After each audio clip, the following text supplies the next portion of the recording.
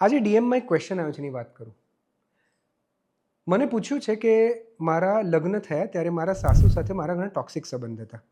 તેઓ સતત મને સપ્રેસ કરવાની કોશિશ કરતા હતા, મને જોબ પર ના જવા દીધી, મને ઘરના બધા જ કામમાં વ્યસ્ત રાખી, હસબન્ડ સાથે કનેક્શન ના થાય એની પૂરતી કોશિશ કરી.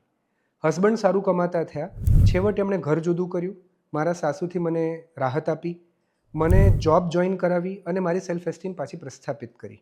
10 વર્ષથી અમે આ રીતે સુખે રહીએ છીએ.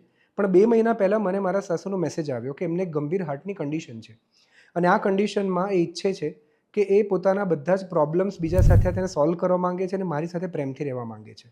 આજકાલ તો જ્યારે પણ એમને કોઈ કાર્ડિયાક કન્સલ્ટેશન હોય તો મને જ ફોન કરી બધે લઈ જાય છે અને હવે મને પણ એમની સેવા કરવાની બહુ જ ઈચ્છા થઈ રહી છે. શું મારે મારી જોબ છોડી દેવી જોઈએ અને મારા સાસુ સાથે સંપીને બાકીની જિંદગી સારી રીતે રહેવું જોઈએ?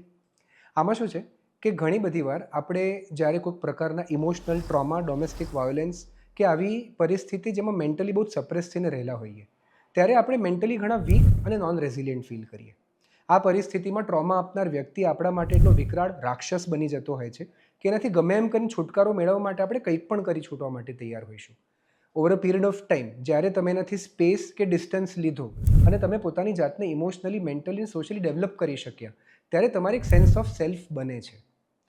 તમે જે પોતાની સેન્સ ઓફ સેલ્ફ બનાવી શક્યા એ પેલા વ્યક્તિની મદદથી નહીં, પણ તમારા બાઉન્ડ્રીઝ, તમારી રેઝિલિયન્સ અને તમારી પોતાની મેન્ટલ સ્ટ્રેન્થથી.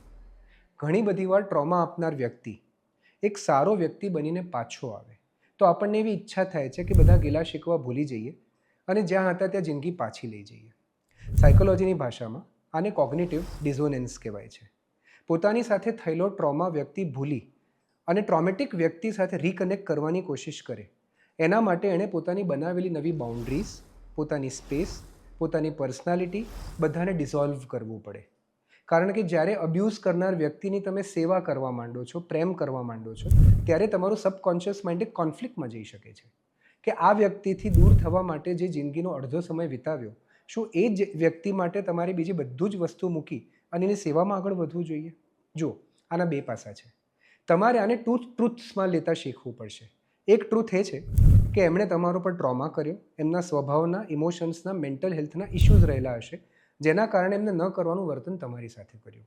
અને બીજું ટ્રુથ એ પણ છે કે એમની ઉંમર થતી જાય છે, એમને ગંભીર રોગ છે, એમની પાસે સમય ઓછો છે.